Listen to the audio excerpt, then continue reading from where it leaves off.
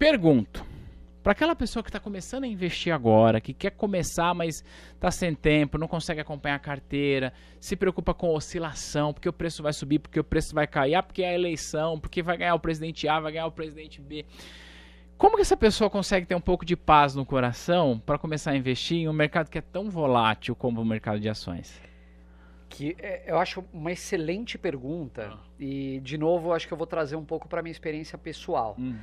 Você, olhando hoje, de fato, assim, eu chego no escritório, leio o jornal e tal, mas durante a maior parte da minha vida como investidor, eu não conseguia fazer isso. Ou melhor, eu não conseguia fazer exatamente da forma que eu faço hoje. Mas, por exemplo, eu estava num avião indo de um país para o outro, eu tinha meus relatórios lá que eu andava na minha mochilinha o tempo todo, aproveitava para... Bom, agora eu estou no meu tempo um pouquinho de folga aqui, eu vou ler sobre empresas. Legal. Jornal. Eu acho que jornal você tem que ler independente de qualquer coisa. Não é se você estiver no mercado ou não. É importante para você se Entender o que situar. está acontecendo no mundo. Até para tua até para tua profissão atual. Fim de semana. Assim, é difícil? É difícil. Eu tenho 2 filhas. Como que eu faço hoje em dia no fim de semana? Eu acordo mais cedo do que todo mundo na minha casa, pego minhas leituras e vou lá. Deixo algumas leituras mais densas para o final de semana, né? Aquela que no dia a dia... Então, assim, sinceramente, Thiago, eu acho que quem quer, faz. Boa. Né? Primeiro ponto. Segundo ponto, para você ser um investidor, uma coisa que a gente sempre gosta de dizer, é muito diferente você estar na bolsa e você permanecer na bolsa. Cara, isso é sensacional. Né? Demais. Tem muita gente que tá na bolsa por conveniência.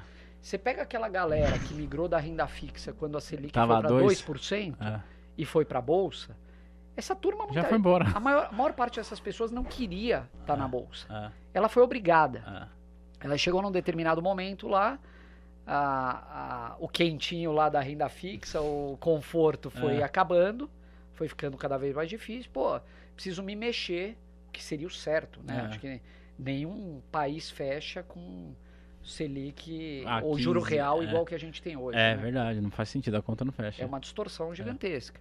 Então, pô, como é que você vai desenvolver um viés empreendedor no país se todo mundo pode ficar lá com juro real viés... de 7, 8%? Exatamente. Então, é uma distorção.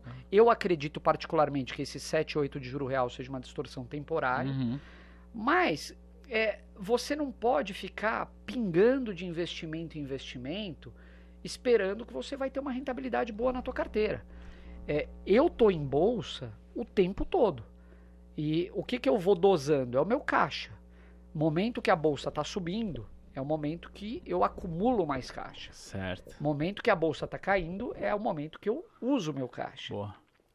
Então, pô, como que o investidor tradicional, ou a pessoa física ali que não tem tanta experiência, como que ela costuma agir? Ela olha aquele relatório do final do ano ou do começo do ano, no Valor Econômico, no Estadão, etc., e fala, bom, o melhor investimento do ano passado foi... ação X, sei lá, ação X. Foi fundo imobiliário. Legal. Aí ele pega, pô, fundo imobiliário foi o melhor, então eu preciso estar em fundo imobiliário. Ele desaloca onde ele está, ou ele vende o ativo que ele tem e vai para fundo imobiliário. Aí depois ele começa a ouvir que criptoativo é o negócio do momento. O vizinho, o parente, o cara que trabalha com ele. Aí ele fala, pô, eu preciso ter um negócio disso também. Aí ele vai para lá.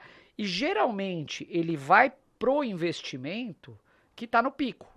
Geralmente é isso porque que acontece. Se estão falando que bem... ele foi o melhor e tal, é porque ele subiu muito, né? Se estão falando bem é porque tá lá em cima. A gente costuma ser contracíclico, é o contrário. Quando falam que a bolsa tá uma porcaria, ou que o mundo vai acabar, que vai explodir tudo, é a hora que a gente gosta de olhar para a bolsa. Por quê? Porque é a hora que você tem ações sobreofertadas no mercado, portanto o preço lá embaixo, o preço cai, e a gente consegue comprar bons negócios. Nessa hora, inclusive, tudo cai, né? Geralmente. Bons e maus negócios. E uma coisa que tipicamente acontece é os lucros das empresas não caem numa velocidade tão rápida quanto as suas cotações. Então você consegue comprar um valuation mais atrativo. Boa. Como que eu analiso esse valuation? Voltando à outra pergunta que você fez de indicadores, né? Os indicadores, eles variam de indústria para indústria. Certo. Né? Você não vai analisar uma empresa de saneamento exatamente da mesma forma que você vai analisar uma mineradora. Algumas coisas são comuns, outras nem tanto.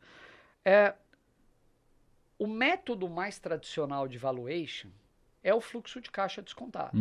Você projeta os fluxos de caixa de uma empresa até a perpetuidade, determina um crescimento, traz a valor presente com uma taxa de desconto específica, blá, blá, blá, legal. Quem pessoa física vai ter... Não faz. Vai ter a possibilidade de fazer isso? Não faz. Não faz. E quando você trabalha com isso e faz, muitas vezes você faz errado. Então, é uma atividade que te demanda muito, até especificidades, né? Você saber, por exemplo, a alíquota de imposto para aquela linha de negócio da empresa. É um exercício complexo. Complexo. Né? Você sabe. Sim. Eu já aprendi valuation na minha vida, assim, do avesso. Eu já fiz tudo quanto é valuation que você pode imaginar, mas é uma tarefa complicada. Muito complicada. Então, o que a gente gosta de olhar? Múltiplos, que eu acho que é uma forma de valuation relativamente simplificada. Então, você comparar, por exemplo, a empresa com seus pares, tanto no Brasil quanto lá fora. Você comparar múltiplos atuais com múltiplos históricos dessa empresa. E aí eu falo de vários, né? Indicador preço-lucro, enterprise value EBITDA, preço, valor patrimonial, yield, etc, etc. Olhando tudo isso e fazendo uma avaliação ali do momento da empresa, você vai determinar se ela está abaixo ou acima do que ela deveria estar valendo. Tão simples quanto isso.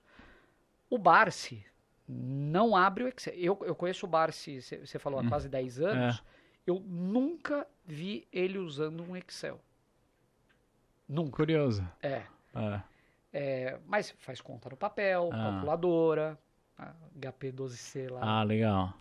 Então, assim, e por que eu acho que ele atua dessa forma? Né? Um dos valores que talvez eu mais admire nele é a questão da simplicidade. E não simplicidade a ponto de ignorar coisas importantes. Mas é a simplicidade de bater o olho num ativo e falar, putz, isso daqui está escancaradamente barato. Né? Eu não sei quanto que deveria estar custando, eu não sei quão distante está do valor intrínseco, mas eu sei que está barato. Por um ou outro indicador. E aí é o momento de compra. Então, o que você está falando para mim vai de encontro, ou seja, choca com o que muitas pessoas na internet dizem, que preço não importa. Preço importa totalmente. Tá. Muitas pessoas, você provavelmente já ouviu falar disso, né? Não, eu já ouvi falar, mas para mim essa é uma afirmação que você desmonta com uma pergunta. Para todos os ativos que você compra na sua vida, o preço importa. Para tudo importa. Tudo. Por que para ações não vai importar? Eu não defendo essa tese, mas vou tentar fazer o papel de advogado do diabo aqui. Acho que quem defende essa tese cara, eu acredito na empresa, eu tenho uma estratégia de que eu vou comprar essa empresa, ela tem lucros crescentes, ela vai me entregar dividendos, e aí, quando ela subir eu compro, quando ela cair eu compro, e eu vou ter um preço médio ali que faça sentido. Repito, eu não acredito nessa tese, mas eu só estou fazendo o papel de advogado do diabo aqui pra gente tentar desmontar essa tese com um pouco mais de profundidade, porque quem defende isso não precisa olhar o preço da tela, vai lá e compra, a empresa não é boa. Me parece um pouco estranho isso, mas... Me parece uma simplificação extrema. Né? Se fosse isso, você só ia ter grandes investidores no mercado. Porque, é só comprar, é só comprar e não interessa. Agora, vai falar pro cara que entrou num IPO no ano passado que preço não importa. O cara comprou o IPO e teve 85%, 90% de perda desde então. A questão para algumas pouquíssimas empresas de extrema qualidade, de extrema capacidade de entrega, de posicionamento de dominância nas indústrias em que elas atuam. Para essas empresas, talvez o preço não seja o maior determinante do sucesso do teu investimento. Você pega Uma que me vem à cabeça, a WEG. Pô, a WEG Uma baita empresa. é uma baita empresa, uma das melhores do Brasil, que tem uma capacidade de entrega gigantesca, tem um histórico de alocação de capital muito positivo, e é uma empresa que ao longo dos anos ela tem criado valor permanentemente para os seus acionistas. Então, esse valor intrínseco da empresa que você chega lá no valuation, ele está permanentemente crescendo. Sim. Né? Então você fala, pô, para uma empresa desse perfil, talvez o preço não importe tanto.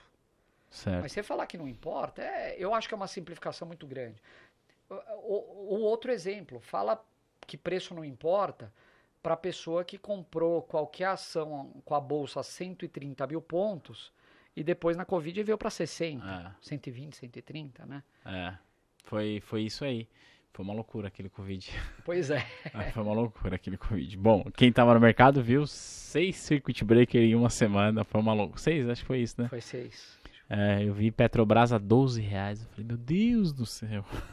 Bom, mas enfim, a gente obviamente não vai ficar falando de empresas, de recomendação, até porque seria, além de ter a proibição regulatória, seria no mínimo irresponsável da nossa parte sair daqui, ficar aqui falando de empresas sem saber quem está nos ouvindo e que tipo de envolvimento que essa pessoa tem com o mercado.